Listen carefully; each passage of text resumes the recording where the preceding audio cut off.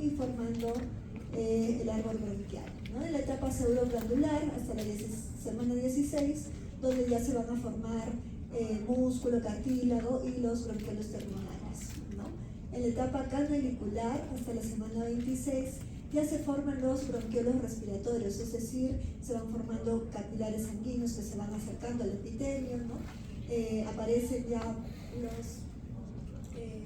las células más importantes, ¿no? Los linfocitos tipo 1, 2, en la etapa sacular ya se forma esta membrana alveolo capilar que va a permitir, ¿no?, la difusión, ¿no?, del oxígeno cuando nazca el paciente, y se va formando surfactante. Entonces comprenderán que un paciente que nace en esta etapa va a tener dificultad respiratoria debido a que aún está en formación los bronquiolos respiratorios, ¿no?, y no va a poder realizar el intercambio gaseoso en forma adecuada, ¿no? La etapa alveolar, que ocurre a partir de la semana 36, va a continuar incluso hasta la primera infancia, ¿no?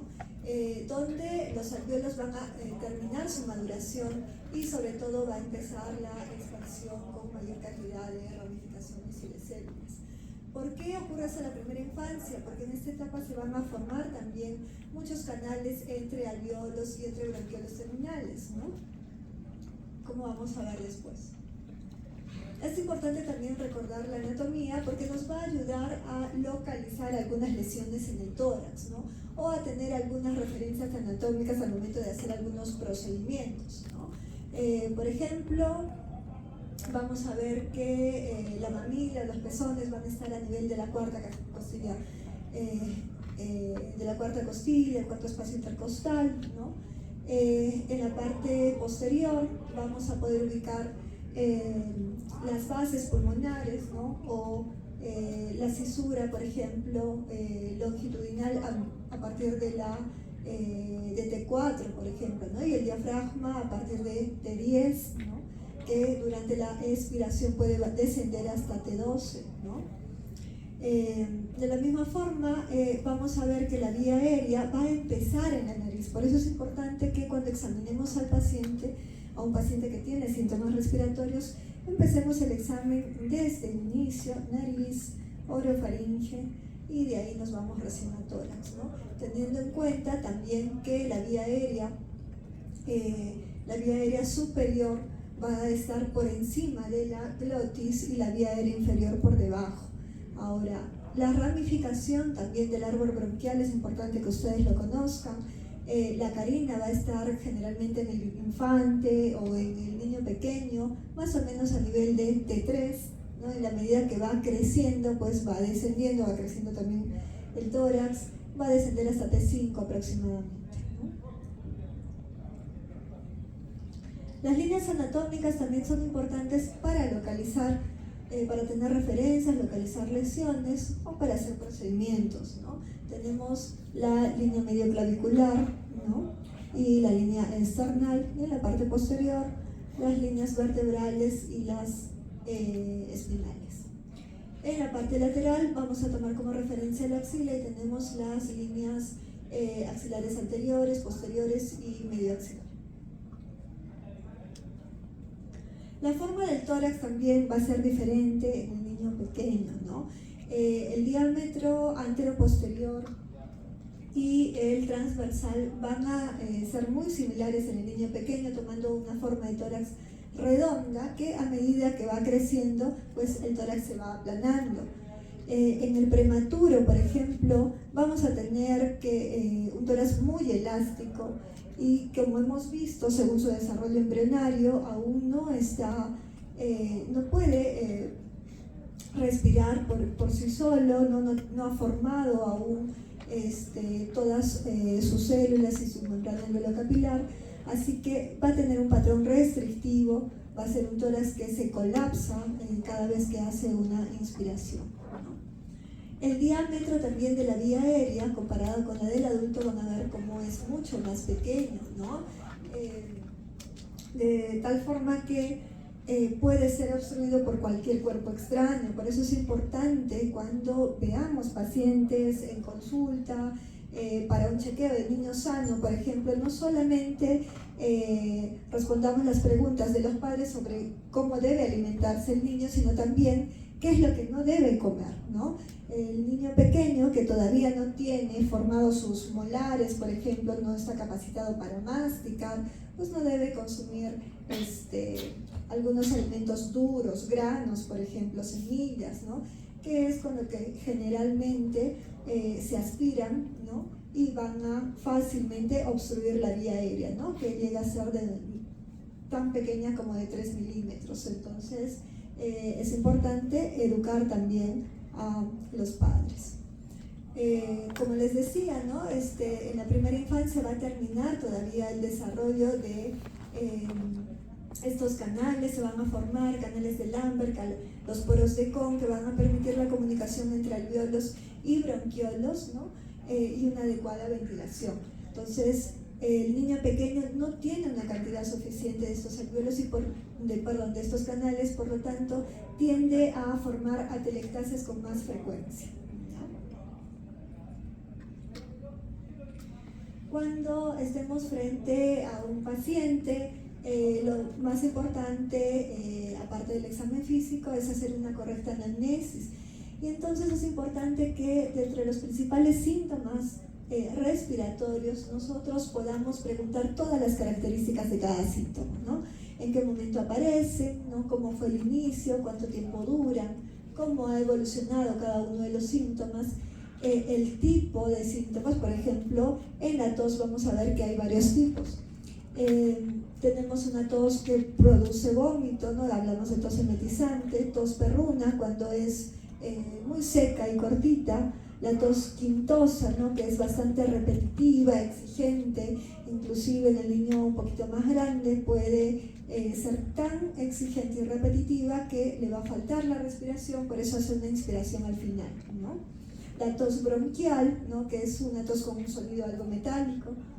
Importante ver la duración del tiempo de enfermedad, ¿no? De la tos. Vamos a decir que es aguda cuando dura menos de 2 semanas, subaguda o crónica, ¿no? Ya una tos que dura 4 semanas o más.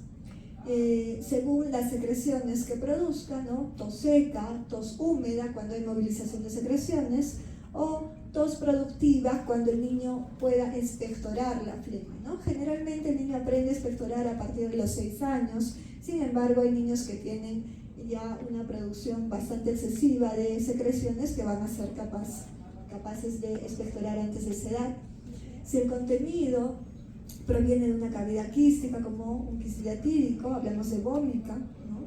Que es una secreción clara, ¿no? Cristalina, como agua de sabor salado, ¿no? Viene de una cavidad. O en el caso de que sea sangre rutilante, hablamos de hemoptisis, ¿no? Y hemoptisis moderada se considera a partir de 225 centímetros. Entonces, otro síntoma que vamos a, signo y síntoma, son las sibilancias, ¿no? Las sibilancias pueden ser audibles incluso por los padres de familia cuando el niño duerme en la noche, todo está en silencio, ¿no?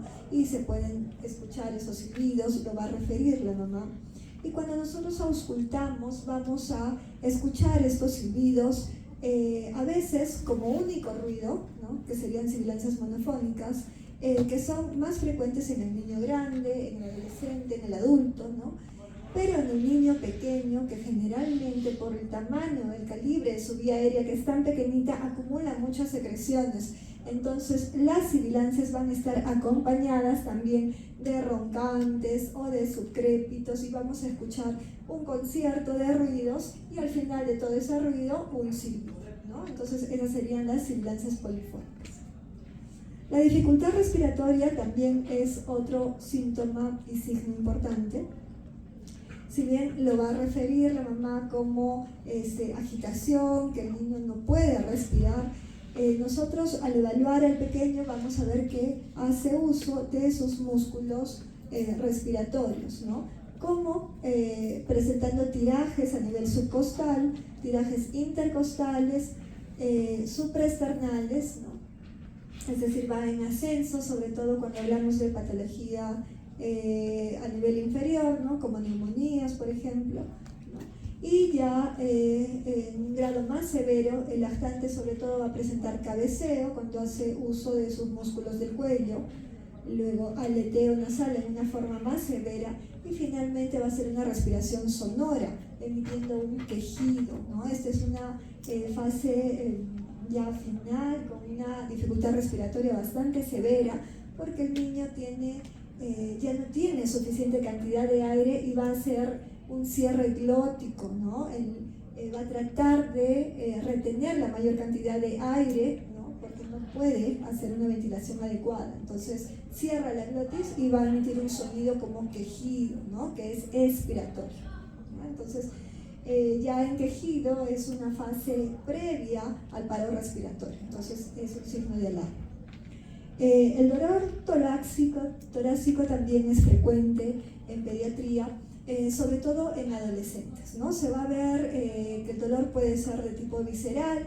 Cuando estamos frente a un derrame pleural, van a presentar los pacientes dolor de tipo pulsada, ¿no? Y al examen pues vamos a encontrar otra signología que nos orienta hacia un derrame pleural. También cuando las pleuras se separan por aire, ¿no? Un neumotórax. Recuerden que una de las pleuras es la que está inervada, ¿no? Que es la pleura parietal, entonces va a haber dolor.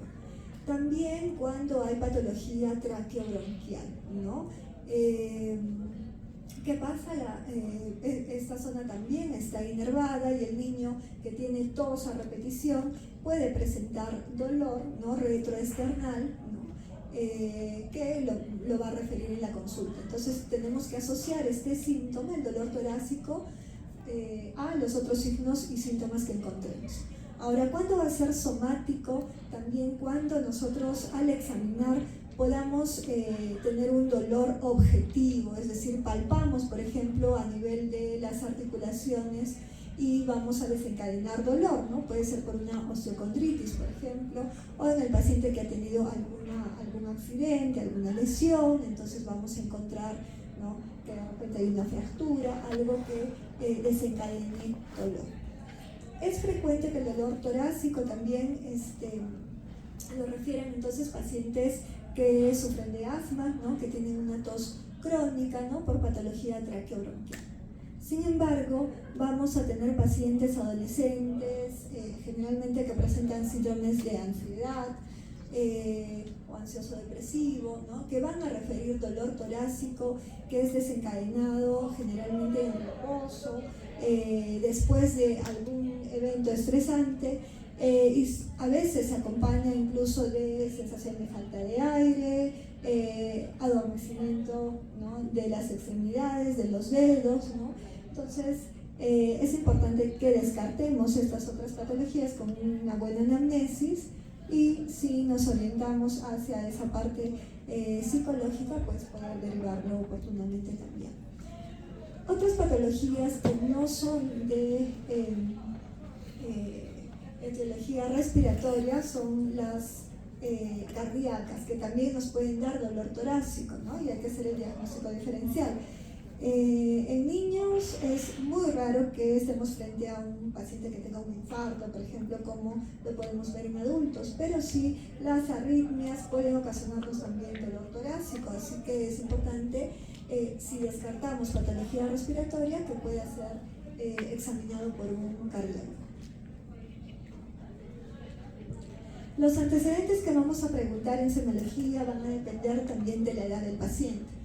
Es importante siempre preguntar cómo fue su nacimiento, si fue prematuro, y si este es el caso, pues tenemos que saber la edad gestacional para ubicarnos más o menos según la etapa embriológica, si el paciente estuvo en ventilación mecánica y cuánto tiempo recibió oxígeno, porque eso nos va a orientar hacia displasia broncopulmonar, por ejemplo, ¿no?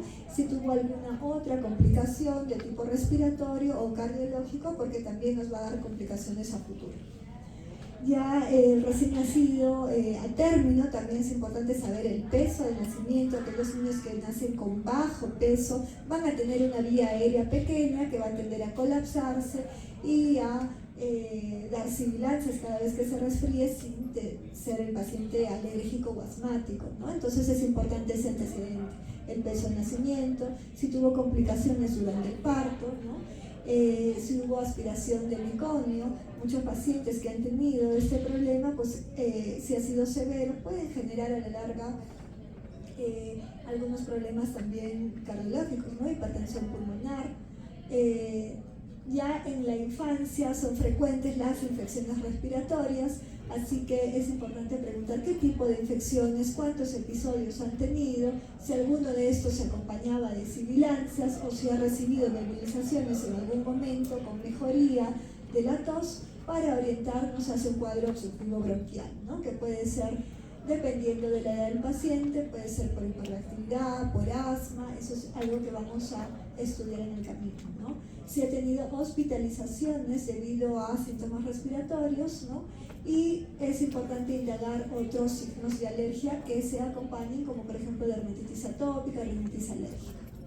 También importante, si ha tenido infecciones respiratorias virales a repetición, los factores de riesgo para esto, si acude a guarderías, si tiene sus vacunas completas o si los síntomas respiratorios también se acompañan con síntomas digestivos, ¿no? Como vómitos o un arqueamiento que puede hacer el lactante al momento de lactar, de comer, ¿no? Porque puede tener relación con reflujo gastroesofágico.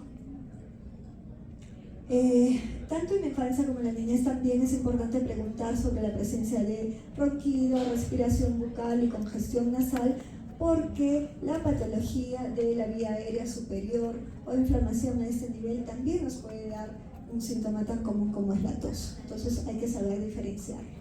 La presencia de otitis medias, que son a repetición, y si el paciente tiene infecciones respiratorias recurrentes, nos va a orientar, por ejemplo, hacia un tipo de inmunodeficiencia. Entonces es importante también preguntarlo, ¿no? Si el paciente ha tenido neumonías recurrentes, pero sobre todo las de origen bacteriano, aquellas que han requerido antibiótico, que han requerido radiografías, donde se ha visto, les preguntamos a los padres, le han dicho, le han indicado que tiene una opacidad, una manchita blanca en el pulmón, ¿no? En varias oportunidades o en el mismo lugar, ¿no? Y si es posible, pues tenemos que indagar y pedir, ¿no? O poder analizar sus radiografías previas para llegar a este diagnóstico, porque de esa forma tenemos que descartar también una inmunodeficiencia primaria. Y factores ambientales, sobre todo cuando sospechemos de patologías alérgicas. Ya en el examen físico, como les dije, el examen de la parte respiratoria empieza desde la nariz, así que es importante que evaluemos la presencia de secreciones, de cuerpos extraños, cómo está la mucosa, si está pálida, que nos orienta hacia una patología alérgica, si está eritematosa, ¿no? Por una inflamación aguda, ¿no? Y que también podamos evaluar los cornetes, que es un examen que casi siempre nos olvidamos de hacer y nos da mucha información, ¿no? La rinitis alérgica, por ejemplo, es una una enfermedad alérgica que casi no se consulta porque son síntomas que no nos van a alterar nuestra vida rutinaria, no provoca ausencias escolares, en el adulto no provoca ausencias laborales, los pacientes se acostumbran a tener síntomas, se automedican, entonces pocas veces consultan. Sin embargo, cuando la rinitis puede ser moderada o severa, sí va a provocar algunos problemas en el niño, porque al no usar su nariz por una obstrucción debido a un crecimiento del cornete, ¿no? Va a haber una respiración bucal. Y esto va a generar incluso una deformidad en la carita, ¿no? No va a permitir un crecimiento adecuado del maxilar inferior, van a cambiar la fase con la que nacieron, ¿no? Van a cambiar la mordida y la adecuada masticación.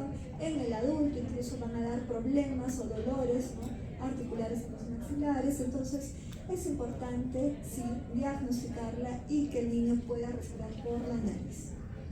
También vamos a tener que evaluar la boca, ¿no? Porque a este nivel también es importante observar al final en la faringe si hay goteo de postnasal, ¿no? Goteo de moco, ¿no? Por rinitis alérgica, o ver el tamaño de las amígdalas si estas están causando obstrucción también de la vía aérea, ¿no? Evaluar el color de la piel es importante cuando estamos frente a pacientes con insuficiencia respiratoria, ¿no? Que pueden tener cianosis asociada. Generalmente las cianosis centrales, las que están alrededor de los labios, de la boca, y mucosas, son las que nos van a orientar hacia el coxema, ¿no? También otro signo es el hipocratismo digital o clumping, que vamos a ver, ¿no? Estas uñitas, ¿no? Que cambian su curvatura, ¿no? Con el vidrio de reloj podemos hacer esta maniobra, ¿no? Para ver cómo cambia la forma. Esto es lo normal y esto sería el clumping, ¿no? Como también hay un engrosamiento de la parte distal de las falanges distales, ¿no? Engrosamiento del cartílago que me va a generar como palillos de tambor, ¿no? Y esto se va a ver en patología tanto respiratoria como cardíaca que tengan hipoxemia crónica, ¿no? De más de 6 meses. O pacientes desnutridos también pueden tener estos puntos. A la inspección vamos a empezar viendo la simetría de ambos emitores, ¿no? Es muy importante que nosotros veamos esta simetría, cuál es el patrón en el cual está respirando, si en cada ciclo respiratorio, ¿no? Se va quedando muy insuflado, ¿no? Muy hinchadito, el tórax hablamos de un patrón obstructivo, si por el contrario cada vez de que él respira no expande por completo el tórax, ¿no? El tórax está todo aplanado, hablamos de un patrón restrictivo, ¿no?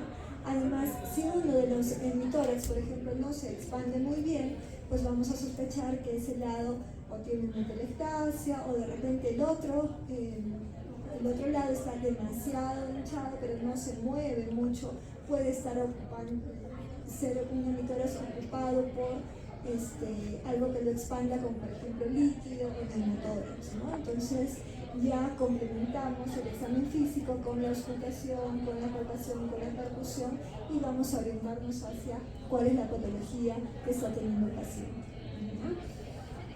El esfuerzo respiratorio también es algo que vamos a observar en la inspección. Hemos hablado de la dificultad respiratoria que nos va a ocasionar tirajes musculares que vamos a observar y es importante describirlos porque nos va a orientar hacia la severidad de la dificultad respiratoria, ¿no? El uso de músculos accesorios, ¿no? Y ya les he hablado de la relación anteroposterior y transversal que en el niño suele tener un tórax bastante circular, ¿no? Con una relación pulmonar.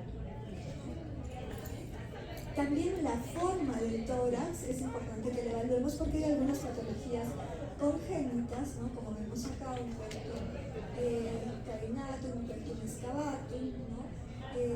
Que si bien son congénitas, algunas veces se van a relacionar con raquitismo, ¿no? Entonces es también importante evaluar el estado nutricional del paciente. Escoliosis, ¿no? Que puede verse en el niño escolar, ¿no? Por malposiciones, ¿no? O también hay una escoliosis congénita, ¿no? Que va a requerir cirugía. Aquí ven que también hay una asimetría, ¿no? Lo que pasa es que hay una ausencia de vertebral, ¿no? Este es el síndrome de polio. Vean esta radiografía, llama la atención, ¿no? El tamaño de todas sus cositas, así es, el mismo tamaño, ¿no? Es un tórax rectangular, ¿no? Este es el síndrome de Jeune, es una patología donde hay fusión de sus cartílagos, ¿no? Entonces ya no van a crecer más sus costillitas, no va a permitir la expansión del tórax, el paciente va a tener dificultad respiratoria y estos pacientes se someten a múltiples cirugías, ¿no? La frecuencia respiratoria también en el niño va a variar según su edad, así que tenemos que conocer, ¿no? Cuál es la frecuencia respiratoria normal según la edad del niño, ¿no? Vamos a ver que cuando nace, el recién nacido puede respirar de 40, 70, incluso respiraciones los primeros días, en la medida que va creciendo va bajando hasta 60, ya después el lactante en el primer año de vida puede respirar hasta 50 respiraciones, el preescolar hasta 30, ¿no? Los escolares ya es alrededor de 20 respiraciones por minuto, ¿no? Semejante ya a los adultos. En cuanto a los patrones respiratorios, les he dicho dos, que son a la inspección, que es el patrón obstructivo o restrictivo, pero también según el ritmo, ¿no? Si el paciente tiene una respiración muy lenta, hablamos de bradipnia o taquipnia en pacientes que están respirando por encima del valor normal, ¿no? Esta respiración de Cheyne-Stokes, que se acompaña de apneas, una respiración que va incrementándose y luego va descendiendo, ¿no? Que lo vamos a observar en pacientes que tienen hipertensión intracraniana, por ejemplo, una insuficiencia cardíaca congestiva, ¿no? Entonces es importante también que conozcamos estos patrones como el de Kussmaul y el de Vietri, en qué patologías se relacionan. Ya en el examen, la auscultación, que a veces es la forma como nosotros abordamos primero al paciente pediátrico, es a través de la auscultación. Ya después, cuando ganamos su confianza, es que vamos a empezar a tocarlo recién, ¿no? Entonces, la auscultación siempre tiene que ser simétrica y comparativa para poder evaluar si hay disminución o algún ruido anormal que no estemos escuchando en el lado contrario, ¿no? Vamos a tratar de auscultar las zonas donde no hayan estructuras óseas, entonces no vamos a auscultar en el centro, en la columna, ni en el lado de las escápulas, ¿no? Las bases pulmonares son importantes, pero la auscultación tiene que ser tanto posterior como anterior, porque en la parte anterior también vamos a tener, por ejemplo, el lóbulo medio o la língula, ¿no? Que es importante auscultarla a nivel anterior, y también la parte anterior de los lóbulos superiores. Respecto a la auscultación, es importante que nosotros tengamos en cuenta los tiempos inspiratorios y expiratorios. Cuando auscultamos la región del parénquima pulmonar, como vemos aquí, vamos a tener vamos a auscultar el murmullo vesicular que dura mucho más en la inspiración, en una relación de 2 a 1, ¿no? Eso es lo normal. Cuando esta relación se invierte, puede ser igual o puede ser al revés, ¿no? Una expiración que dure más tiempo nos indica una patología bronquial, ¿no? Puede ser una obstrucción bronquial, lo vamos a observar en pacientes asmáticos, por ejemplo, ¿no? ¿Dónde va a ser normal que escuchemos una inspiración y expiración que dure al mismo tiempo? Por ejemplo, en la zona tráquea, ¿no? En la parte external, ¿no? External superior, en la horquilla external, ¿no? Vamos a tener este tipo de respiración, ¿no? Pero si auscultamos en las zonas parenquimales, siempre debe durar más la inspiración y no al revés. Ya hablando de sonidos anormales, vamos a tener a los crépitos, que se escuchan como un burbujeo fino de tono agudo y se van a escuchar al final de la inspiración, ¿no? Y nos indican, por ejemplo, patología a nivel de los alveolos. Los alveolos tienen secreciones, por lo tanto vamos a estar frente a neumonías, insuficiencia cardíaca, también se pueden escuchar crépitos, ¿no? O una bronquitis, una enfermedad pulmonar intersticial. Los subcrépitos es un sonido de burbujeo también, pero un poco más grave, ¿no? Las secreciones ya van a estar fuera de los alvéolos, a nivel de los bronquiolos, por ejemplo. El tono es un poco más bajo, es como soplar a través de una pajilla en un vaso de agua, ¿no? Y la duración va a ser desde el inicio de la inspiración, y a veces puede estar en ambos ciclos, tanto en inspiración como en expiración, ¿no? Van a estar presentes, por ejemplo, en pacientes que tengan bronquitis, en bronquiolitis, en pacientes que tengan bronquiectasias, a veces en pequeños preescolares con asma. Los sibilantes es un sonido más musical, como lo dice su nombre, es un silbido, ¿no? Es agudo, ¿no? Bastante agudo, y generalmente lo vamos a escuchar en la expiración, pero en grados más severos va a ser bifásico, ¿no? En ambos tiempos. Es característico de obstrucción de la vía aérea inferior, por lo tanto lo vamos a escuchar en pacientes con asma, también en pacientes con bronquiolitis, ¿no? También se puede escuchar en pacientes con insuficiencia cardíaca, o si la vía aérea ha sido obstruida por un cuerpo tipo extraño o porque hay alguna tumoración, adenopatía que esté comprimiendo esa parte de la vía aérea, ¿no? Entonces se va a escuchar un silbido que es el sonido que provoca el aire al momento de salir de esa vía aérea, ¿no? Y pasa rozando las paredes con dificultad, provoca ese sonido, ¿no? Pueden haber varias causas. Los roncos o roncantes también es un sonido de tipo musical, pero de un tono bastante bajo, grueso, ¿no? Y se debe a la movilización de secreciones en las vías aéreas más centrales, ¿no? Es decir, las más grandes, por ejemplo, a nivel de la tráquea de los broncos principales, ¿no? Por flema, por bronquitis, por ejemplo, ¿no? Cada vez que tose, mueve la flema y entonces va a variar el sonido. A veces lo escuchamos, a veces lo dejamos de escuchar, ¿no? Es un sonido que varía según la tos, ¿no? Y se puede escuchar tanto en inspiración como en expiración. Otro ruido es una respiración ruidosa, por ejemplo el estridor, ¿no? Es un ruido bastante agudo y fuerte, ¿no? Que se va a escuchar durante la inspiración cuando hablamos de obstrucción de la vía aérea superior, es decir, cuando hay una obstrucción por encima de la glotis. Si la obstrucción está por debajo de la glotis, en la subglotis, por ejemplo, o en la tráquea, también vamos a poder escuchar un estridor, pero de tipo bifásico, en inspiración y en expiración, ¿no? Entonces, algunas patologías que tenemos aquí, por ejemplo, el crut viral, ¿no?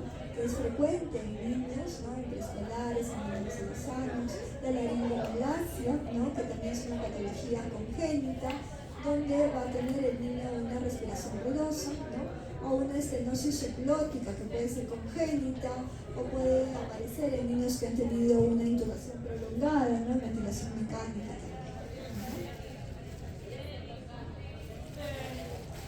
Cuando auscultemos también va a ser importante que hagamos al niño hablar para poder escuchar la transmisión de la voz. Ahora, en el lactante, en el niño pequeño que aún no habla o que no nos quiere colaborar, pues vamos a aprovechar cualquier ruido que emite, inclusive el llanto, ¿no? El llanto, los quejidos, cualquier palabra. Tenemos en ese momento que poner el estetoscopio y comparar, siempre comparar en ambos lados cómo se escucha esa voz. Vamos a estar frente a la broncofonía cuando esta voz sea poco clara y más fuerte. Lo normal es que la voz se transmita siempre, se escuche, pero no con tanta nitidez, ¿no? La nitidez siempre es un poco baja, pues sí que es normal que la escuchemos poco clara, entendemos la palabra, pero no hay tanta nitidez, ¿no? Ahora, cuando esto se sigue escuchando así, poco claro, pero a un volumen mucho más fuerte, estamos hablando de broncofonía y esto se escucha en las pulmonías. Egofonía la vamos a escuchar cuando haya una neumonía complicada con derrame pleural, ¿no? Entonces el líquido va a transmitir una voz media temblorosa que va a cambiar las palabras. Palabras con E la vamos a escuchar con A, palabras con I la vamos a escuchar como E. Entonces me va a distorsionar la voz, ¿ya? Y esa es la egofonía. La pectoriloquia no solamente es una voz más fuerte, como la broncofonía, sino que va a aumentar la nitidez. Vamos a escuchar una pronunciación de las palabras completamente clara, ¿no? A diferencia del resto del pulmón. Y es porque estamos frente a algún tipo de cavidad con aire, ¿no? Por ejemplo, en las cavernas, ¿no? O en la parte superior de un derrame pleural, ¿no? Ya con un área más ventilada que va a tratar de compensar esa ocupación del líquido, entonces se va a transmitir la voz muy clara, ¿no? En neumonías. Pectoriloquia áfona, cuando incluso la voz susurrada vamos a escucharla con total nitidez y también muy fuerte, ¿no? A la palpación entonces nos va a permitir también ver las vibraciones vocales. Esta parte es un examen que a veces nos olvidamos de hacer, solo hacemos auscultación y es importante porque nos va a ayudar a diferenciar sobre todo neumonías de atelectasis, ¿no? Entonces se coloca la mano ¿no? O el borde lateral de la mano, ¿no? Siempre en forma comparativa para ver las vibraciones, ¿no? En el momento que el paciente emite voz. ¿Qué vamos a hacer con los niños pequeños, los lactantes? Pues vamos a comparar en el momento que llore, ¿no? En el momento que llore, que grite, se queje o que diga cualquier palabra, ¿no? Entonces siempre es la comparación en todo el tórax, tanto la parte superior, inferior y anterior. Otra evaluación que vamos a hacer con palpación es la amplexación. Si bien vamos a observar a la inspección cómo se expande el tórax, es importante que nosotros también palpemos esta amplexación, como ven aquí, y veamos con cada inspiración cómo se separan los pulgares, y esta separación tiene que ser simétrica, ¿no? Si hay una parte que se amplexa menos, pues hay una asimetría, y con el resto del examen vamos a poder determinar por qué la movilidad está disminuida en ese lado del tórax.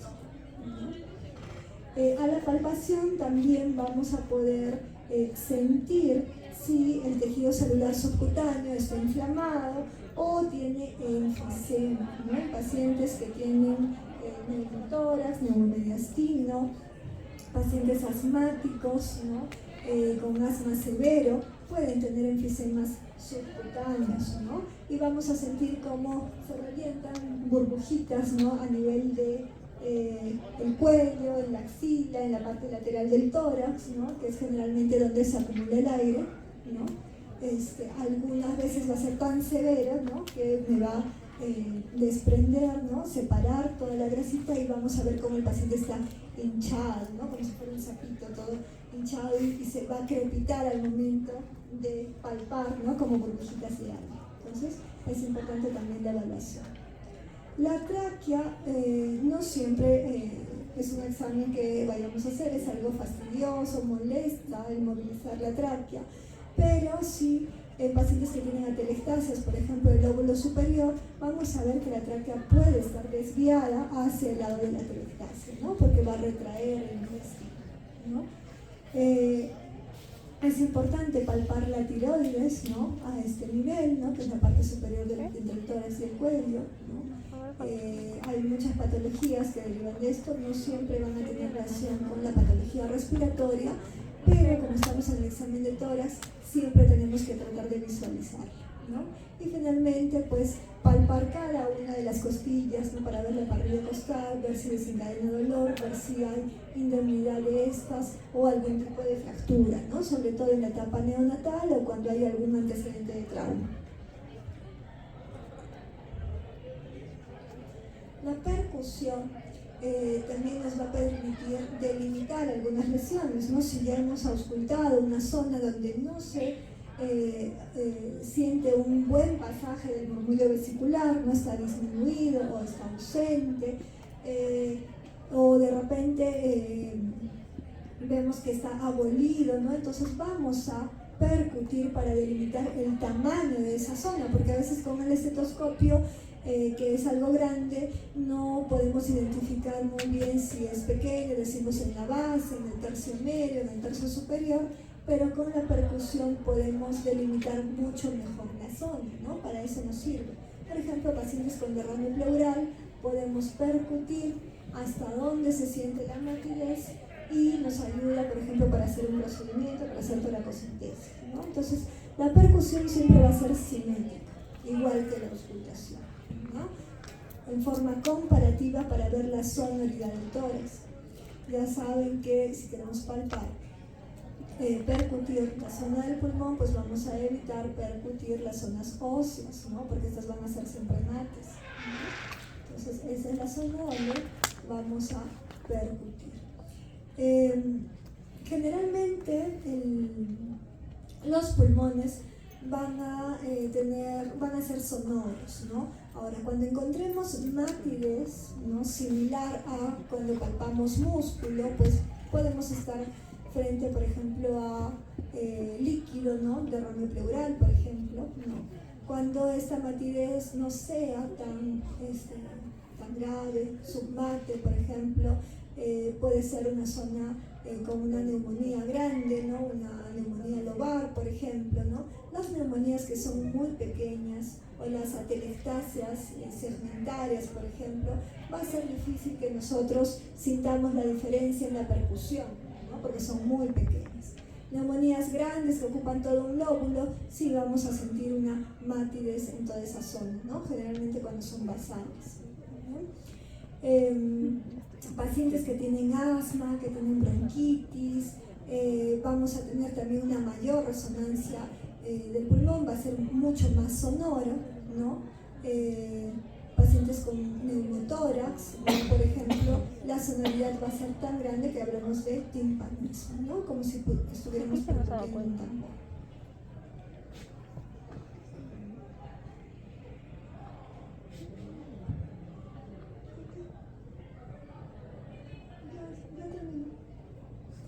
Entonces, para terminar, vamos a hablar de los síndromes respiratorios. Ya hemos ido hablando un poco de los síntomas. Tenemos obstrucción de vía aérea superior. El sonido característico va a ser estridor o el ronquido, ¿no? La dificultad respiratoria se va a visualizar en forma descendente, se afecta primero, ¿no? La nariz, va a haber aleteo nasal, tiraje supraesternal y external en forma más severa. Y aquí tenemos patologías como Krupp, epiglotitis, estenosis superior. En obstrucción de vía aérea inferior, por ejemplo, por asma, bronquiolitis, un cuerpo extraño, lo que vamos a escuchar son sibilancias, ¿no? Y los tirajes van a ser ascendentes. En síndromes respiratorios, ¿no? Otro síndrome respiratorio importante es la dificultad respiratoria. Hemos hablado de que el paciente va a estar taquipneico, pero también puede tener taquicardia y diaforesis, ¿no? Respuesta al estrés, o estar muy irritable y llegar a la somnolencia cuando está muy hipoxémico, ¿no? En el caso de dificultad respiratoria grave va a haber quejido, hemos hablado que es un cierre de la glotis, ¿no? Los tirajes van a ser ascendentes, ¿no? Y hay muchas patologías que nos van a dar dificultad respiratoria, no solo de origen pulmonar, sino también puede ser de origen cardíaco o metabólico, ¿no? Como acidosis metabólicas, deshidratación, por toxinas, etc.